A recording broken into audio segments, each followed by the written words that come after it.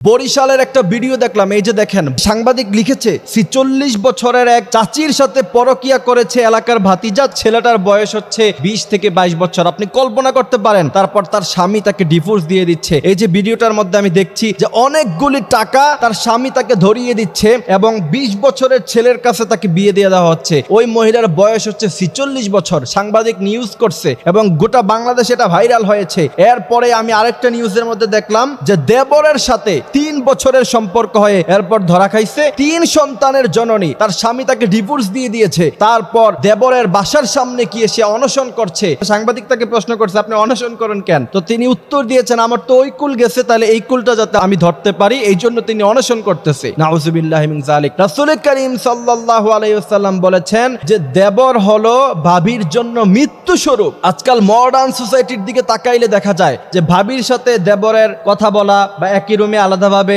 খুনসুটি করা, এটাকে খুব নরমাল ভাবে দেখা হয়। এবং আমরা যখন এটার বিরুদ্ধে কথা বলি, তখন কিছু কিছু সমাজের মানুষ আমাদেরকে বলে যে আপনার মন খারাপ, আপনার চোখ খারাপ। আমরা তো এরকম খারাপ চিন্তা করি না। কে বলেছে তোমাকে খারাপ চিন্তা করো না? শিয়াল যখন আন্দোলন করে মুরগিকে খাঁচায় বন্দি করে রেখো না, ঠিক তেমন ভাবে মডার্ন সোসাইটির কিছু মানুষ আন্দোলন করে যে দেবর আর ভাবির সাথে একাকার মিলে মিশাইয়া দাও, এদেরকে তোমরা বাধা দিও না। তাদের কারণেই সমাজে সবচেয়ে বেশি পরকীয়া হয়। এই জন্য আজকে পরকীয়ার লেভেল অনেক বেড়ে গিয়েছে। পরকীয়ার লেভেল বাড়ানোর অনেকগুলো কারণ, যেমন স্বামী তার স্ত্রীকে টাইম দেয় না। আপনি একটা জিনিস মনে রাখবেন, আপনার স্ত্রীকে ভরণ পোষণ দেয়া আপনার উপরে যেমন দায়িত্ব, তার সাথে আপনি টাইম স্পেন্ড করা, তার সাথে আপনি ফ্রি সময় কাটানো স্ত্রীর ঠিক তেমন ভাবে হক। যদি এটা না করতে পারেন, তাহলে মনে রাখবেন আপনার স্ত্রী পরকীয়া করবে, তাকে আপনি সেখান থেকে বাঁচাতে পারবেন না। এবং রাসূল করিম সাল্লাল্লাহু আলাইহি সাল্লাম বলছেন, ওই স্ত্রী হলো সবচেয়ে উত্তম স্ত্রী যে তার স্বামীর অনুপস্থিতিতে